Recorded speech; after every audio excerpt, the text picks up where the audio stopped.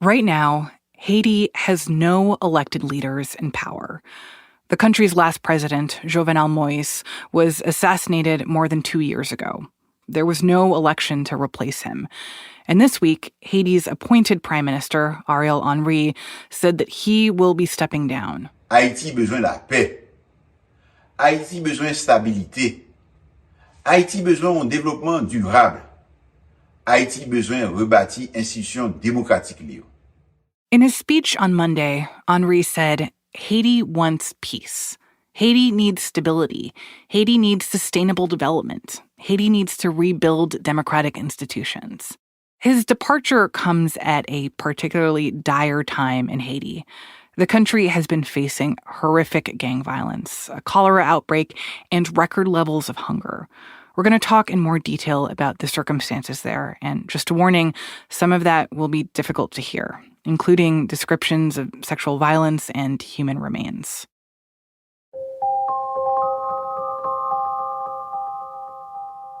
Last week, after violence escalated again, the United States and other Caribbean countries, known as CARICOM, pushed for an expedited transfer of power in Haiti. The proposal that they announced would create a Transitional Presidential Council to address Haiti's immediate security issues and to create a pathway to fair and free elections. Haitian people do think that the Haitian problem today is not a Ariel Henry problem. He is part, according to experts, of the problem. But what people are waiting for is concrete steps to address the gang issue, concrete steps to address the humanitarian issue, and concrete steps to, elect new people in Haiti. Widlor Marincourt is a Haitian journalist, the editor-in-chief of Aibo Post, and a contributor to The Washington Post. The last election was 8 years ago. And, people need to have a say in the democratic process. People need to have a say in the future of their country. And, these are questions that they are going to still have, whether you keep Ariel Henry in power or you have a, presidential council.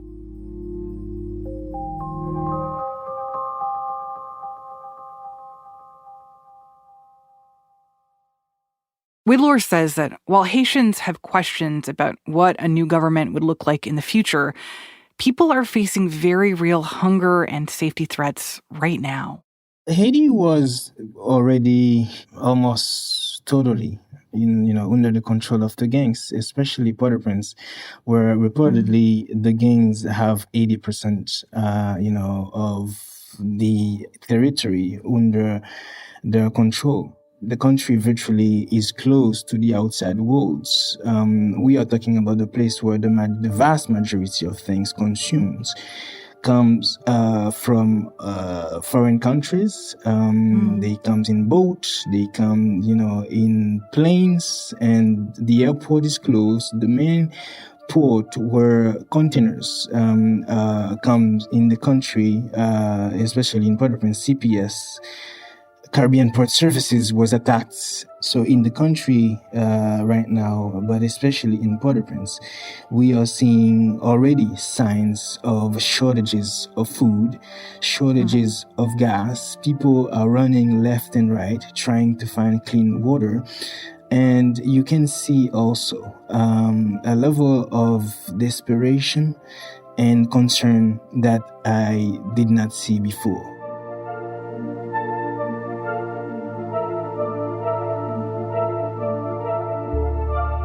From the newsroom of The Washington Post, this is Post Reports. I'm Martine Powers. It's Thursday, March 14th. Today, Widlor explains what has unfolded in Haiti in the last few weeks and the long-term challenges that any new administration will be up against.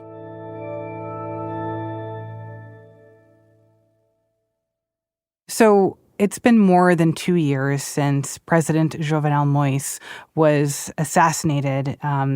and killed by gunmen in his home in just outside of Port-au-Prince. I think that's the moment that a lot of people will remember. And in the aftermath of that, there was this power vacuum of who would then be in charge of the country. Can you talk about how the aftermath of Moïse's assassination led to Henri being in control of the country and led to this moment? Well, it's a very significant moment because right after the assassination of Jovenel Moïse in the intimacy of his bedroom, the 7th of July 2021, Ariel Henry became prime minister with the backing of the international community. Quickly, his name emerged in the assassination of the president, but despite multiple protests, despite the fact that internally politicians, were trying to replace him in the government, despite the fact that for many times he promised elections and security. He promised the last time that, on the 7th of February this year, he would give back power to elected officials, but he failed to keep these promises, and the country under his leadership became in a much more difficult place.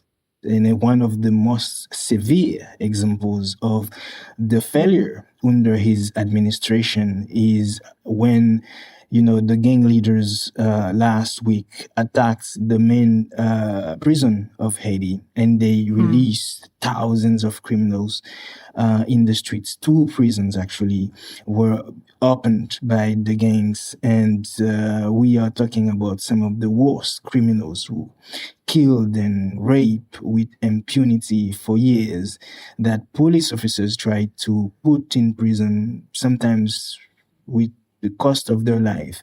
And these gangs are actually out there in the streets, making the country in a much more precarious situation. So it is extremely significant that it's in this context the U.S. And CARICOM leaders change course and openly call for Ariel Henry to resign. And so you're saying that because many people in Haiti believe that Henri had some role in the assassination of the former president, that there was a sense that he wasn't the right leader for Haiti. But Ariel Henry still had the backing of the U.S. and lots of international leaders. So what was the gap between what the international community saw and why Haitians were so frustrated by having Henry lead the country at this critical moment? Yes, I mean, there is many things going on in Haiti at this particular moment in its history. The first thing is the outside world is really focused on many crises unfolding far away from Haiti's borders. I'm thinking You're talking about Ukraine, Gaza. Ukraine and Gaza, and all these crises makes it extremely difficult for people to understand the amount of suffering that Haitian people are enduring on a day-by-day basis. Close to where I'm speaking to you, we have a slum called Carrefour. This slum was attacked several times in the past years, and including in the first month of 2024 by heavily armed gangs who, when they come to a neighborhood, that means total destruction. That means, they are burning houses with people inside of them. That means they are raping children, they are raping young girls, they are raping men and women. We have a level of violence in this country that, frankly, I've never seen in my entire life, and I'm 32 years old. When people say 80% of the Haitian capital is controlled by gangs, people do not understand what that means. That means not just you have a couple of neighborhoods where almost every aspect of social life is controlled by gangs. But we also have thousands and thousands of people, sometimes doctors, architects, the blood of this country, living, fleeing to save their lives and go to the US and go to the US border. You have entrepreneurs having to leave because their businesses were ransacked by bandits. You have, so many schools and institutions having to close or having to take decisions to kind of reduce staff because of the dire situation. And it is in this context that people were begging the international community to stop, supporting a government that they consider to be not just illegitimate because Ariel Henry was not elected, but because this government failed for more than 2 years to bring an end to the suffering. Mm-hmm. I mean, we've been seeing the headlines that have been rolling in, as you say, over the past 2 years about increasing gang violence and hunger, cholera, coming back to Haiti and being a significant problem. So now that Henri is stepping down, and there's this sense that he's doing that in order to allow this transitional council to come in and get established. Like, what is that? What is this next entity that is going to be taking over control, or at least control in name of Haiti going forward? What is known so far is that several key stakeholders in Haitian politics and civil society agreed with CARICOM. And CARICOM meaning the Caribbean community, like the group of Caribbean nations that are trying to kind of help shepherd Haiti through this, right? Yes, several of the Caribbean community leaders and the U.S., they agreed on what they called a presidential council. This council would be composed of 7 members that have voting power and 2 observers. And this new structure would be put in place and appoint a prime minister that would have a cabinet of different ministers. And the goal would be to, bring stability to the country so we can have elections. And is there a timeline for that? Like how quickly this government would get set up versus how quickly they would actually be able to then establish elections to have an actual elected president come in? Many things have to be determined. We don't know yet when this new presidential council will be put in place, installed in Haiti, and when a new prime minister will be selected. However, we do know that Ariel Henry and his government will step down when this new structure is in place. But as you're describing this, it's hard to imagine how much, at least in the short term, this kind of transitional government could make a difference when we're hearing so much about how gangs are, in fact, in control of most of the country and that they're the ones with the power right now. I had been hearing headlines over the past few weeks and months about this idea of trying to deal with the gang situation by sending in some kind of multinational force from security forces or militaries abroad to come into Haiti and try to get things under control. Specifically, Kenya seems like it has some interest in sending some number of military to Haiti as a kind of stopgap measure for bringing some calm. So, like, what's going on with that? And is it more difficult to kind of come up with some kind of plan when there's no real government in place right now?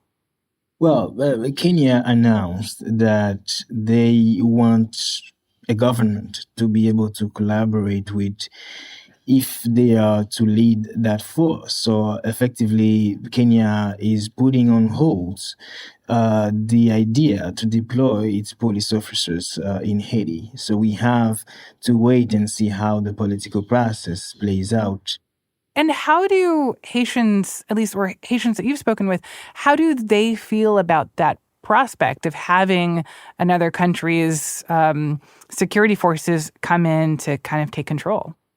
Well, I could actually give you a twofold answer. The first one is about the political process being played out today in Haiti.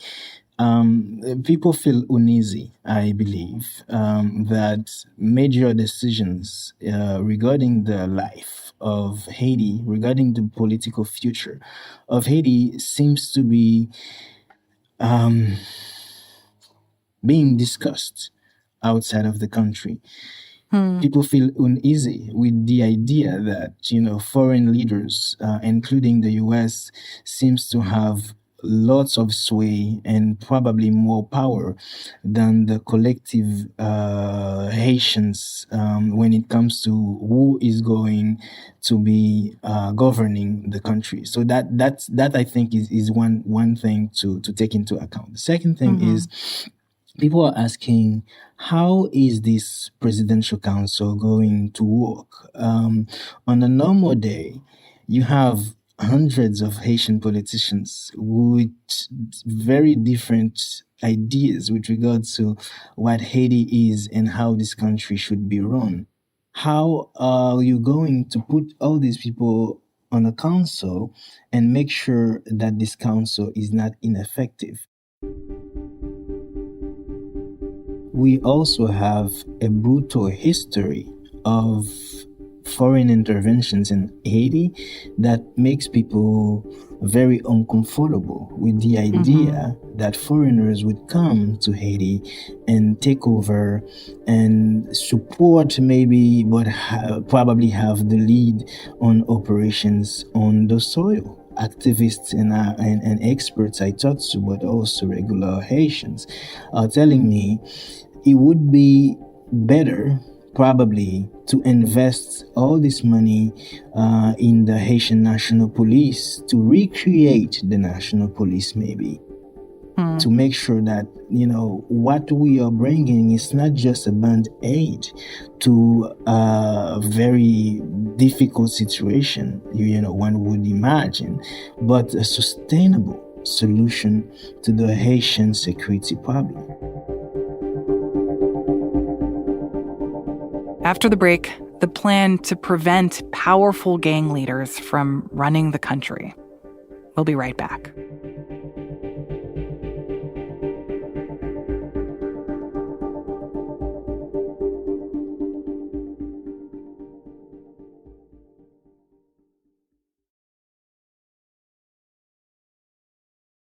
I want to talk more about the gangs because there's one name that has been sticking out, an individual named Jimmy Shizer, who is a very prominent gang leader who I understand is nicknamed Barbecue, which is pretty ominous. Can you tell me about him, how he ended up having so much control over the situation in Haiti and particularly in Port-au-Prince, and why he has become an important figure in all this? Okay. How much time you have? Jimmy Shizer Barbecue was a police officer. He rose to prominence in 2018 doing a very brutal and widely reported massacre in a slum of Haiti called La Saline. Hundreds of people were killed during that time, and it is around this moment that he left the Haitian National Police to become what we know today as Barbecue, the biggest gang leader in Haiti. In the past several years, he established the G9, which is a coalition of the biggest gangs in Haiti.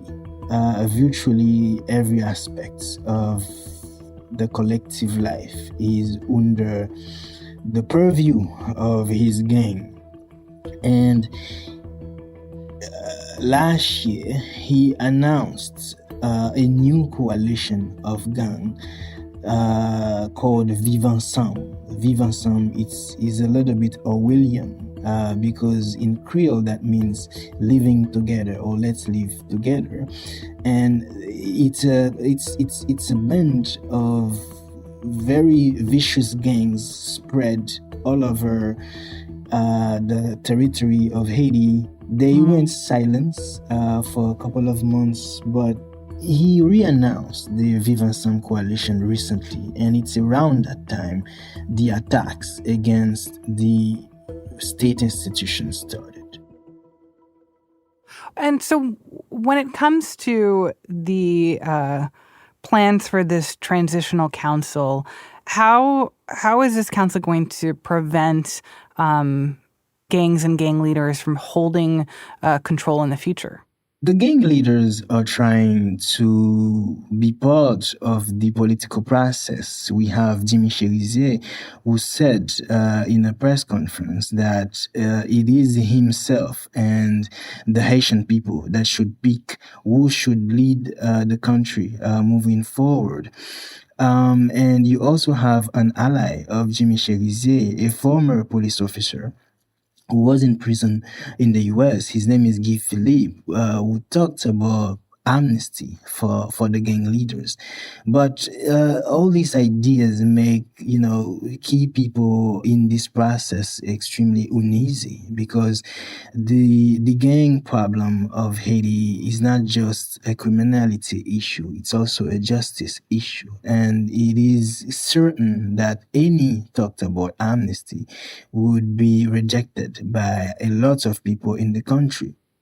And while this political process is being played out, there are guardrails that are being put in place to make sure that gang leaders do not become members of the presidential council.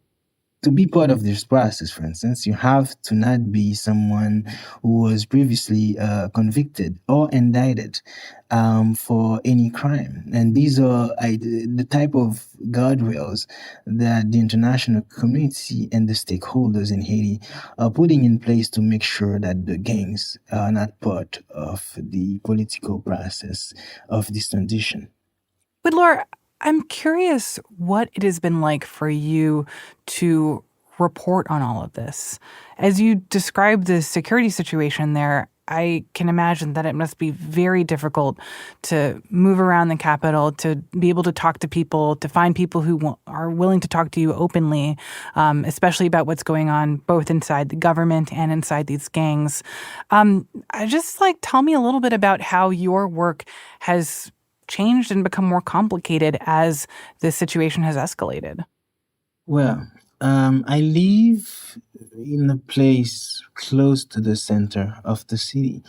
A couple of days ago, it was probably 6 or 7 at night. I could hear extremely powerful gunshots, and my neighbors and we were certain that the gangs would come and invade the place.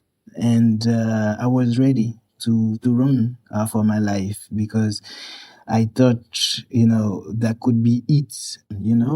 All over Port-au-Prince today, you have barriers and gates and people using cars and walls and all sorts of things to barricade themselves and barricade their neighborhood from outside actors. There is a lot of distrust, and even if you show your badge as a journalist, there is no certainty that they are going to let you pass, because you might be a member of a gang. So it's extremely difficult to move around and work effectively. But at the same time, the streets are not just hostile.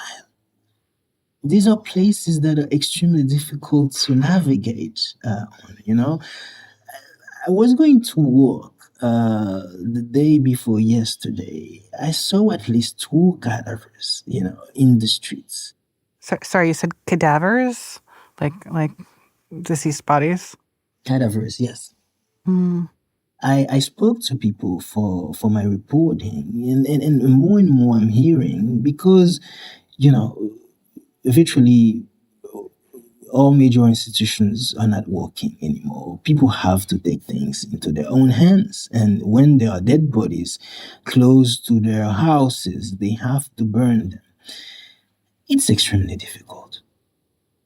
I can't imagine what it must be like to come out of your house and see a scene like that, see bodies in the streets of people who have been victims in all of this. I think that for a lot of, I guess, Americans or for people who are hearing about the situation in Haiti from abroad, it sounds so relentlessly bleak and almost a little hopeless. And I think that's a pretty dangerous place to be, right? Because there has to be hope that some of this is going to get better at some point. I'm curious for you, in all of your reporting on this, have you seen any kind of reason for either optimism or at least a little bit of hope that some of these circumstances might improve at some point, or that there is a chance that things are going to come back from this? I was speaking to one of my colleagues at Aibu Post the other day. He's probably 24. And he said, you know what? Hope is extremely expensive in Haiti. What do you mean by that? He means that hope comes with the cost, and the cost is probably your own sanity. The cost is to persist on the idea that a collective future exists despite, everything you see, despite the inhumanity of the gangs, despite, the sensation that many Haitians feel today, that they have little power when it comes to decide what the future is.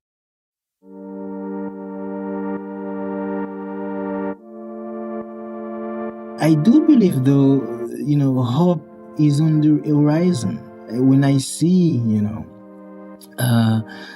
despite all the dire circumstances, the other day I went in the streets to report for the Post, and the markets, I could see people, coming and selling things.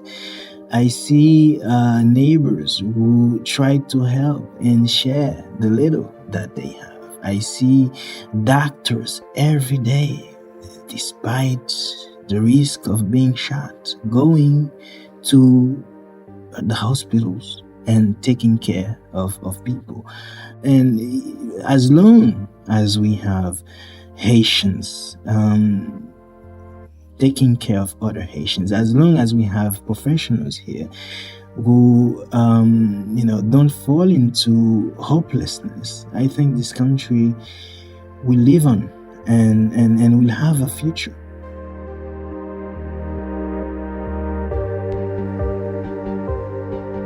Widlor, thank you so much for sharing all of this reporting. I so appreciate it. Thank you.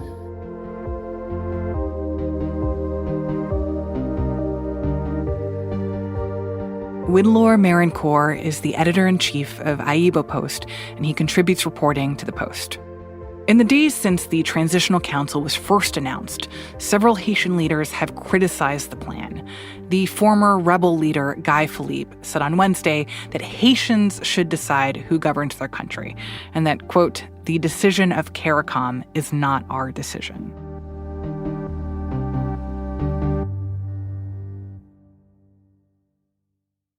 Before we go, here are a few other stories that we're following.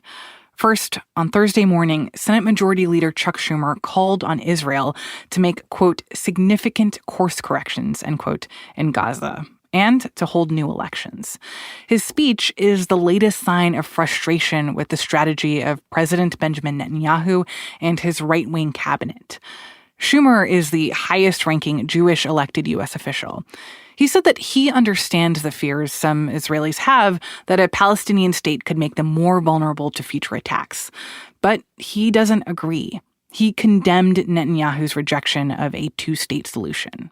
If Israel were to not only maintain the status quo, but to go beyond that and tighten its control over Gaza and the West Bank, as some in the current Netanyahu administration have suggested, in effect creating a de facto single state, then what reasonable expectation can we have that Hamas and their allies will lay down their arms? It would mean constant war. On top of that, Israel moving closer to a single state entirely under its control would further rupture its relationship with the rest of the world, including the United States. Schumer didn't set a timeline for when he thinks elections should take place, but he said that Israel, quote, cannot survive if it becomes a pariah. And on a more lighthearted note, here's one other story that I've been following. New research came out this week that helps explain why we go through menopause. I had never really thought about this before, but from an evolutionary perspective, menopause makes no sense. Like, if the goal is to pass on your genes, why would you stop reproducing decades before the end of your life? It turns out that very few species do go through menopause. It's pretty much just humans and also whales. Researchers found that whales that go through menopause, like orcas and belugas and narwhals, they live way longer than the whales that don't. They say the reason for this is so that whale grandmothers can help their offspring and help their offspring's offspring. Scientists have actually observed killer whales doing this. Like, in their family groups, the older female whales help take care of the babies and lead the group with important wisdom about where to find food, especially when it's scarce. All of this supports the, quote, grandmother hypothesis. This theory that basically says that grandmas are so important that it makes evolutionary sense for older females to stop reproducing and to be there to help their offspring. So that is just one more peer-reviewed reason to know that grandmas are awesome. That's it for Post Reports. Thanks for listening. Today's show was produced by Ariel Plotnick and Rennie Svirnovsky. It was mixed by Sean Carter and edited by Lucy Perkins. Also, thank you to Matt Brown. If you are looking for the latest updates on the big news of the day, please check out our morning news briefing, The 7. We bring you through the 7 stories that you need to know about every weekday morning by 7 a.m. You can listen to it wherever you listen to podcasts. I'm Martine Powers. We'll be back tomorrow with more stories from the Washington Post.